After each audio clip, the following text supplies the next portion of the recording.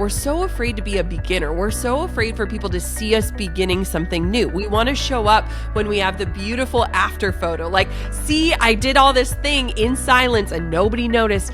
And the reality is when we can reach back and say like, hey, I'm in this middle. It's probably really messy right now, but you're invited to join me because we're painting that picture of what is to come. Every wedding that I booked, I posted about it. Every time I got 100 new fans, I posted about it. Every time something good happened, I shared about it. And people felt like they were a part of this journey. It just made it, one, so much more enjoyable, but it also made it so much less lonely. Hey, you guys, and welcome to the show. And being a beginner, oh my gosh, it's something that I struggle with so much, and I can't wait to jump into it in today's conversation with Jenna Kutcher. It's all about the power of being a beginner and how we can create the life that we want. If you're not familiar with Jenna, well, she's a small town girl living a big life with the #1 marketing podcast in the country. And she says it all started with a $300 camera that she bought on Craigslist. I know you're going to find yourself in her story, whether you're struggling in a job that you don't really love, or maybe you're in a season of rediscovery or trying to find those rhythms in parenthood between work and parenting. Maybe you're struggling to conceive. Jenna gets real talking about how she created the life that she wanted and how she didn't sacrifice who she was in the process and how she built everything from the ground up. She's really impressive. But before we jump into this conversation, a big shout out to all of you for rating the show, for writing reviews, for subscribing and sharing it with your friends. I've said this a couple of times, but you guys, we are building this show from the ground up. It's a brand new show. So anything you can do to give this show some momentum, I'm super grateful for. And I read every single review, including this one from Dawn, who says, I love this so much, Dawn. She says, in times when the world's a scary place, the thing I look forward to most is listening to Paula's podcast on my morning walks. Dawn, thank you for writing that review. And thanks to all of you who have just really supported this show from the very beginning. So without further ado, mom of two, entrepreneur, and marketing genius, our new friend, Jenna Kutcher. It's finally happening, everyone. Jenna Kutcher. No relation to Ashton Kutcher, right? Nope. No, we always joke whenever we check into a hotel. We're like, oh yeah, he's our cousin. And then we just let it go. Well, I was thinking before I talked to you, I was like, I think Ashton's from Iowa. You're from Minnesota. Yeah, so it's like not that far. It's the Midwest. That's I'm right. I'm from Michigan. So we're gonna go there with our accents today. That's right. Jenna. I'm here. I love it. I'm so excited to get to know you. I'm so excited to talk to you about your big break, some of your passions, how you got to this place. But Jenna, like, first of all, you wrote this best-selling book called How Are You Really? Let me ask you that. How are you really? How are you right now, Jenna? Yeah, I'm in such an interesting season, Paula, and I feel like you'll be able to relate to this, especially with all your life transitions. But I am over a decade into entrepreneurship, and I feel like I am in this like rediscovery phase of who am I? What do I want to do? What is all of this for? What does it look like? What does success mean at this stage of life? And so I am really good, and I am just in pursuit of peace and walking through that journey in real time right now. I really appreciate how authentic you are on all of your platforms, but how you have found a really great balance. And I hate that word because I don't think there's really like, we're never in balance, but you've done a good job establishing boundaries. Like, hey, when I'm in mom mode, I'm in mom mode. When I'm in CEO mode, I'm in CEO mode. But you've done a brilliant job of establishing those boundaries. You just rattled off like 15 questions, like these things. You say that you're the world's most curious human, but I think we might be tied. My nickname growing up, Jenna, was Paula 20 questions. I was so nosy. I love that. I love that. I mean, you're doing a great job though. So my mom was that person, and we always hated having our friends come over because my mom would literally quiz our friends, and we'd be like, prepare for my mom. And now it is 1000% me. So she has passed the torch. You and I share it, and I love it. So Jenna, you are a small town girl from Minnesota, born and raised. That's where you live right now. One thing I love about your story, I grew up in a really small town in Michigan. And now, having lived in Chicago and New York, we're now living in a small town in South Carolina after blowing up our lives. We live in a town of 2,300. Yeah. We don't have to live in a big town to live a big life. You're the same thing, small town, but you're living a big life in a small town and you've embraced that. Yeah. You know, what's crazy is that in my entire journey as an entrepreneur, we have only lived in towns with less than 10,000 people. I've never left. And so we've shifted. We were in Wisconsin. We're back in Minnesota. And I love that because I feel like it gives me this different ability to be grounded in like just the slowness and the peace of that and still do these really big things. I mean, honestly, when people started realizing that they could do interviews just like this one, wherever you were in the world, it was the biggest win for me because I'm like, I've been telling you guys this for years. You don't have to move somewhere to do something big. That takes a lot of guts and courage to speak up for yourself like that. And especially as women, we have a hard time advocating for ourselves. Where did that courage come from for you to even just that example you just gave? Guys, you can like create the life you want, but how do you have the courage and the chutzpah to do that? Yeah. You know, it's funny. I actually tell the story in my book, but I have always been a confident little girl. I can see it in my oldest daughter. Oh my gosh. She is like, I got this. Look at me. Okay. I get it. But I tell this story in my book. And when I was a little girl, I was laying in between my grandparents. Every time we would spend the night at their house, we had this little spot on their floor called the cozy corner, which was literally just a little corner in their bedroom in this teeny little town. They lived on a farm, and I'd climbed up into bed with them in the morning. And my grandma said, Jenna, why are you so beautiful? And I just looked at her super matter of fact. I said, well, that's how God made me. And I feel like I always just had this confidence within me. I wasn't afraid to go up and talk to the big kids. We lived around an ice skating rink. My brother played hockey, and I would just go up to the big girls and say, my name is Jenna, Jenna. Do you want to be my friend? And that was how I always was. And it's really interesting because I even think it carried me through. And when I graduated high school, my English teacher gave me this quote about marching to the beat of my own drum. And I feel like I've always honored that small voice that I think so many of us have muted out that says like, this isn't meant for you, or sure, that looks great, but it's not going to feel right for you. And I think it's allowed me to stay in alignment and just stay really clear on like, okay, what is going to work for me? What feels right for me? And that has helped me to build a life that actually feels good, not one that just like looks good on the internet.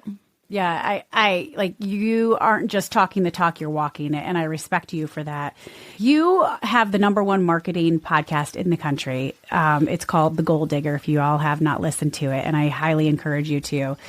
But on your website, you are very transparent that it hasn't always looked like this. And we want the overnight success, but you have said, look, guys, it's taken me 10 years. You say, I haven't always had the clients, the courses, the sales, the books, the downloads. In fact, just a decade ago, you could have found me wearing red and khaki, exhausted in my stuffy, windowless office. I thought I'd landed my dream job, but that dream turned into a ladder climbing nightmare. And I think that line right there, a lot of people can relate to it. They're in a job that they don't love. They have other passions. They want to get out. How did you get out? How can you advise other people to get out?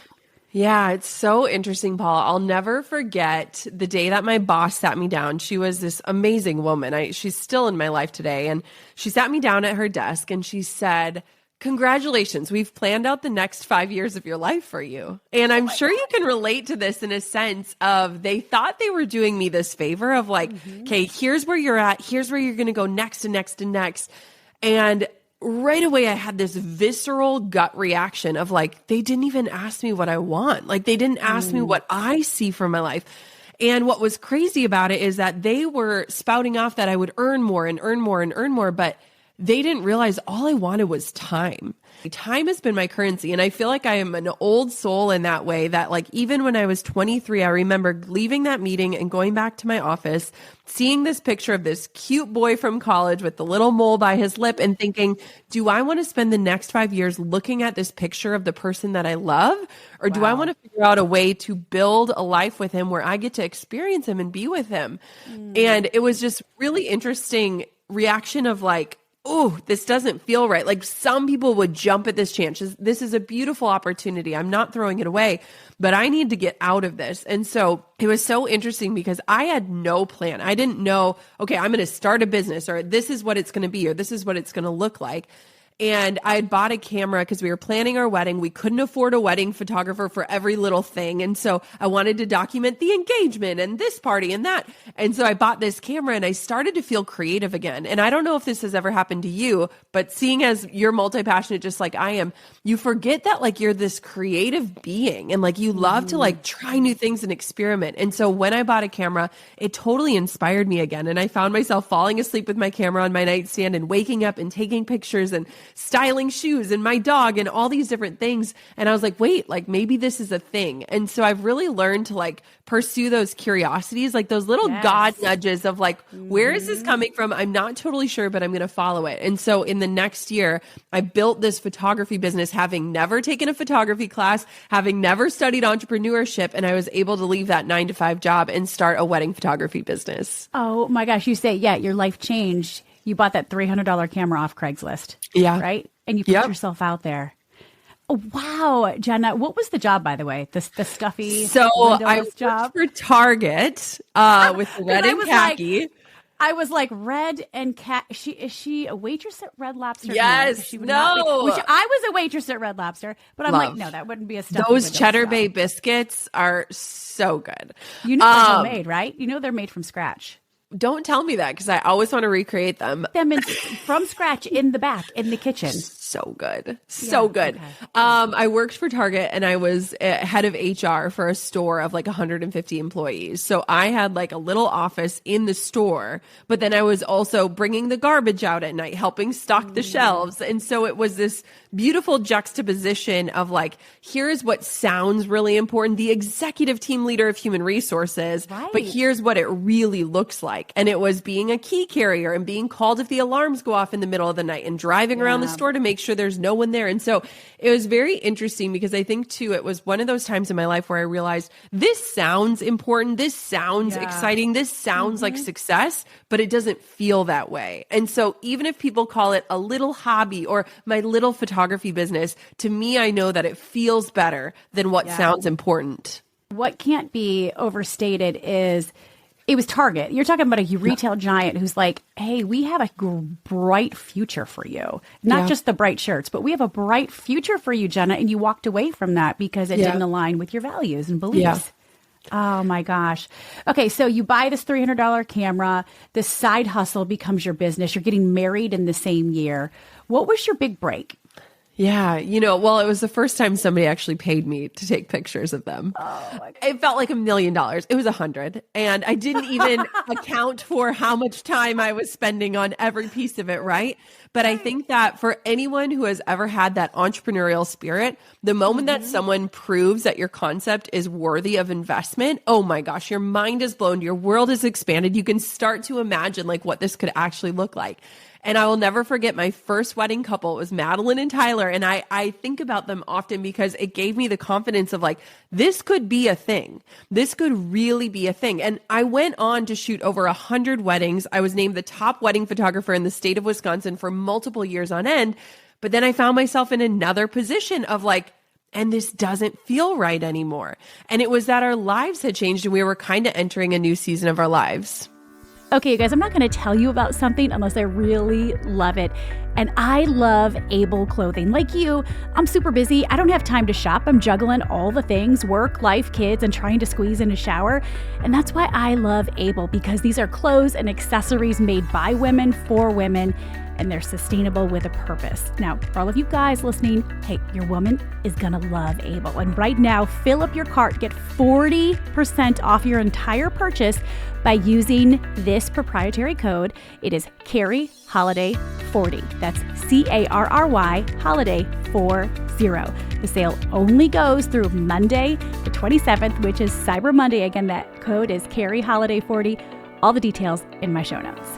Oh my gosh. Okay. So you start taking the photos and you're very transparent and about how everything worked for you. Again, you were not the overnight success. It took you 10 years. And I think that's really important to note, Jenna. Everyone expects things to happen right away. We live in that instant gratification culture. I need it now.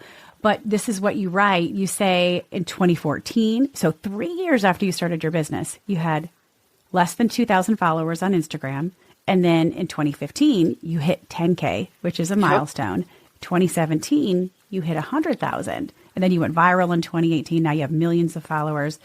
It was slow and steady, and it wasn't easy, and you had to put the work in, right? Yeah, absolutely. I mean, it is wild. I love Facebook memories because it just reminds you of like who you were, right? Right. And, Totally. there was so many posts where I would just be like, tooting my own horn because I've realized that like no one is going to be your PR agent. You cannot afford one when you're starting. You are your own publicist. And so anything good that happened in my life or business, I shared it because I wanted to invite people in, but I also wanted to remind them, hi, I'm over here. I'm trying to do this thing and it's going to be great. And you're in the journey with me. And I think nowadays, one of the things that we get wrong is that we're so afraid to be a beginner. We're so afraid for people to see us beginning something new. We want to show up when we have the beautiful after photo. Like, see, I did all this thing in silence and nobody noticed. And the reality is when we can reach back and say like, hey, I'm in this middle. It's probably really messy right now, but you're invited to join me because we're painting that picture of what is to come. I think that that's where we get it wrong these days. We don't want to show up in the messy middle. We don't want to show up as beginners, but I did that every step of the way. Every wedding that I booked, I posted about it. Every time I got 100 new fans, I posted about it. Every time something good happened, I shared about it. And people felt like they were a part of this journey. It just made it, one, so much more enjoyable, but it also made it so much less lonely. So, okay, so there's been a lot of breaks along the way for you. And I had to write that down, what you just said. We're so afraid to be a beginner. We feel like we got to have it all figured out instead of just saying, it's okay, I don't have all the answers. That's so good, Jenna. So you said 2011, you turned your side hustle into your business. You're taking photographs. You're a photographer, having never taken a class, really, which is incredible that you were already winning awards after just a year. But then it started not to feel right again. What did you do next? What did you feel like you were being called in a different direction? How did you know what steps to take? Yeah, so it's so interesting. So my husband and I met when we were 18. We got married when we were 23. And for the first 5 years of our marriage, we were convinced we would never have children, right? We said, sorry, mom and dad, it's just not for us. We just love our simple life, the two of us. And then something switched for us. And I think it was watching both of our siblings become parents and seeing these, little nephews that we just loved with every fiber.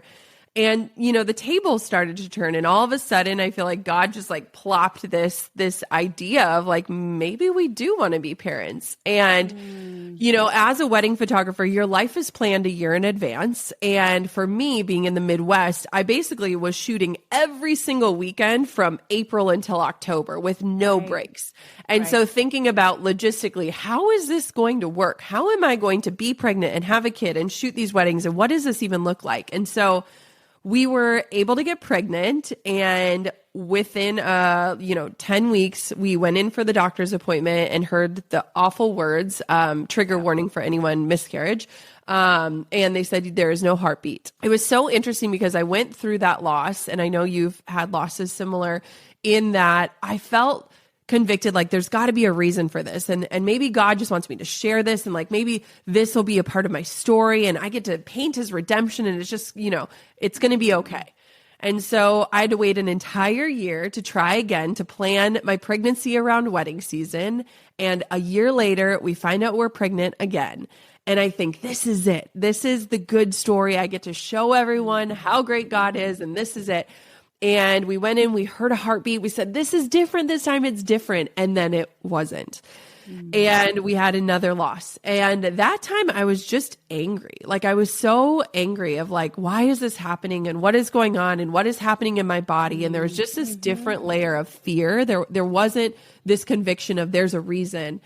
And I had to go and shoot a wedding after getting that horrible news, which if anyone's ever received news like that, to show up and work the next day like nothing is wrong is impossible. And I remember that day promising myself, I will figure out a different way to do business because I have built this flourishing, profitable business and it does not run if I need to rest. And I said, there's got to be a different way.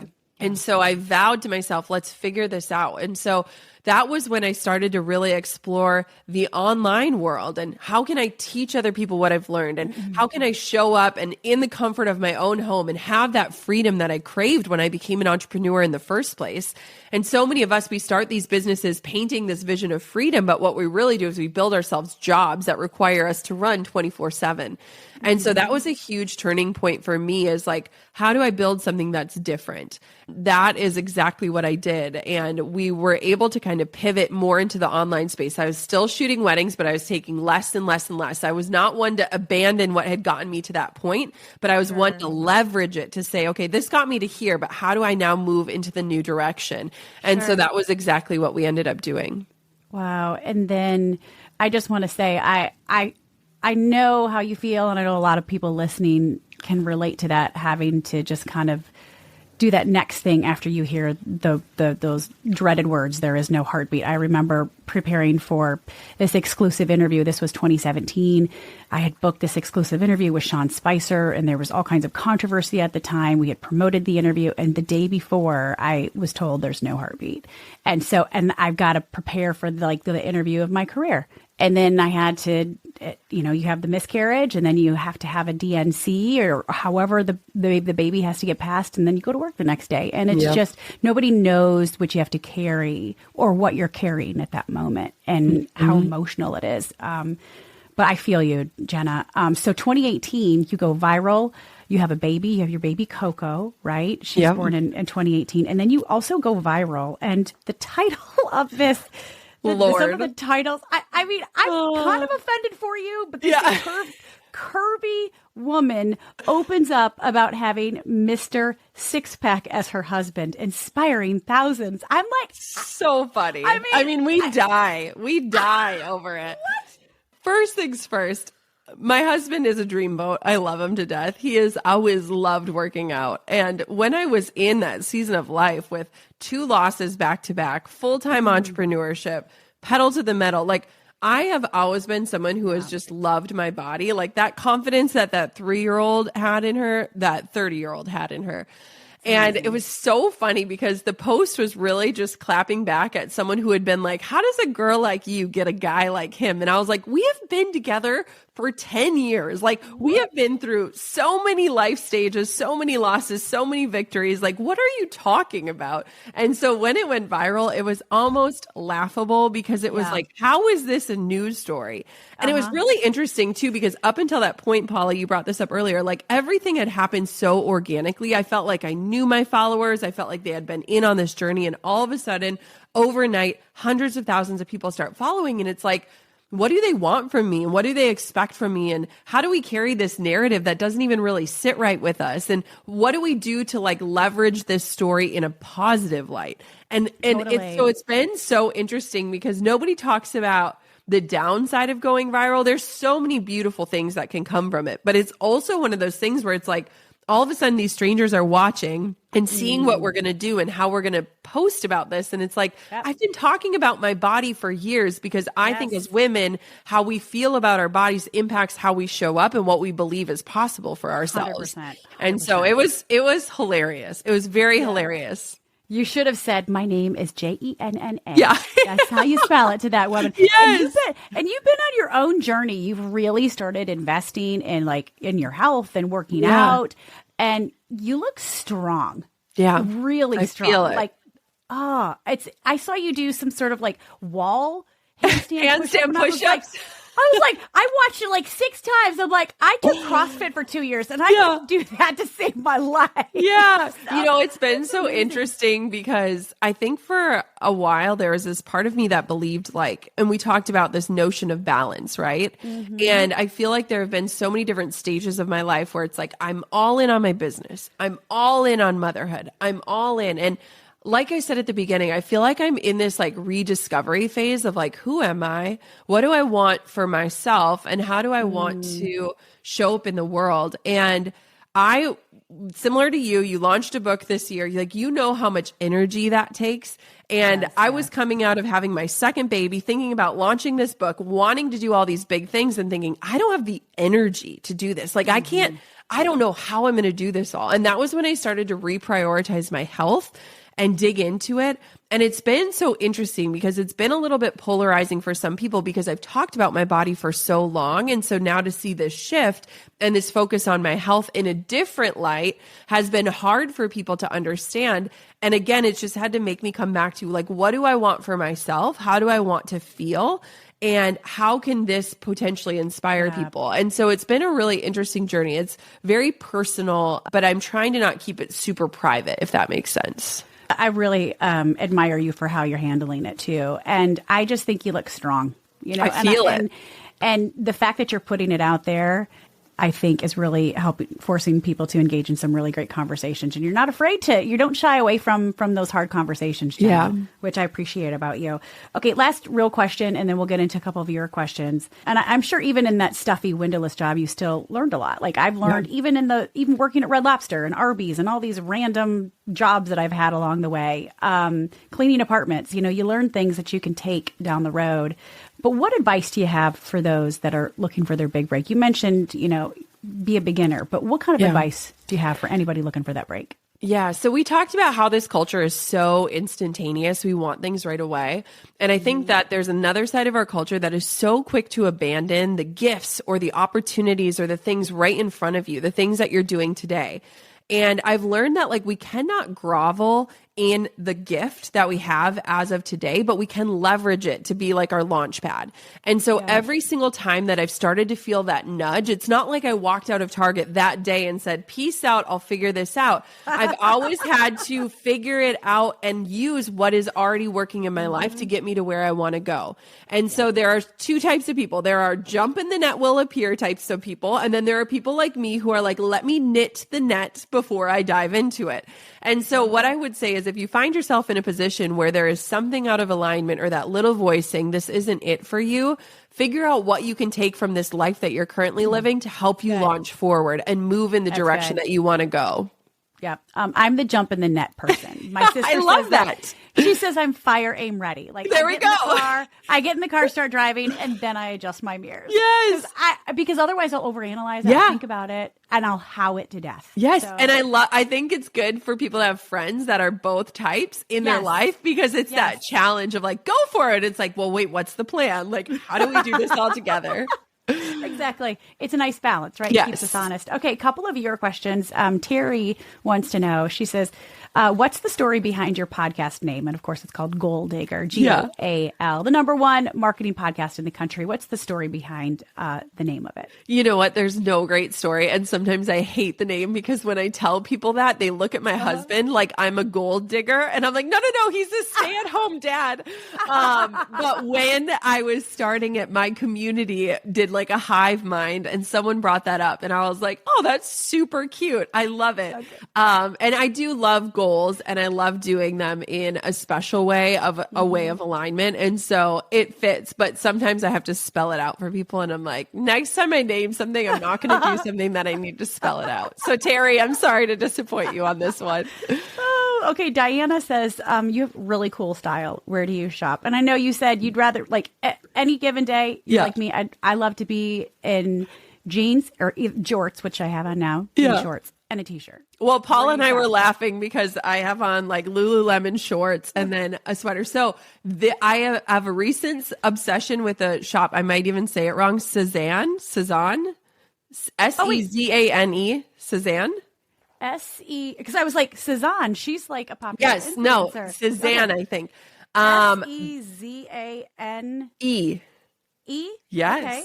Nice. So I've been shopping there and I also do a clothing rental every month called Newly where you get 6 pieces a month. It's like $70 and I get really fun things and then I can send them back because I am trying to do my part in the environment, but also do my part in my closet. And so that's been a fun way of incorporating things that I might not normally wear into my wardrobe. So I love a little clothing rental.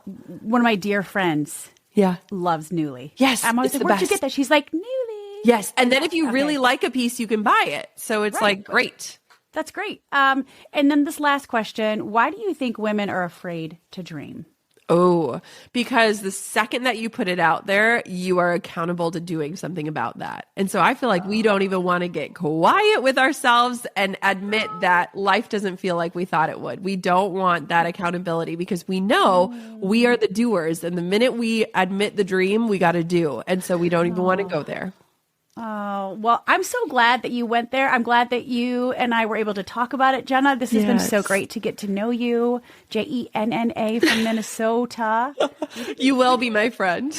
Oh, I'll be the one that might push you to do it a little faster. And you're going to be the one that's like, Paula, think about it first. Yes. Please. We're in. We're the checkmates for each other. I love this. Little thought into it, Jenna. This has been amazing. Thanks so much for joining me on the show. Thank you for having me.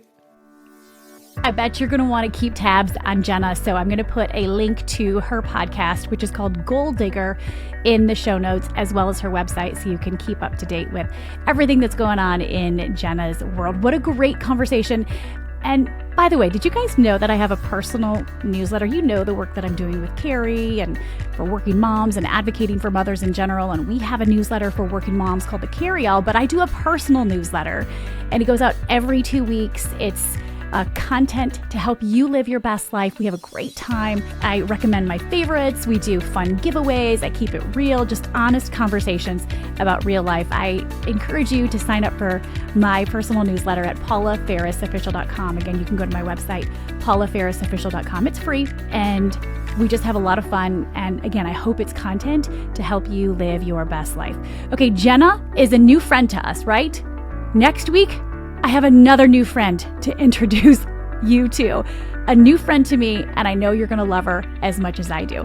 I'll see you next week as we continue to talk about it on The Paula Faris Show. Thanks, everybody. Oh, one more thing. Is this still on? Yeah, it is. If you're watching on YouTube right now, hit that subscription button, or wherever you're listening, make sure you subscribe so that you don't miss a beat. And invite your friends. Let's spread the word, and let's talk about it.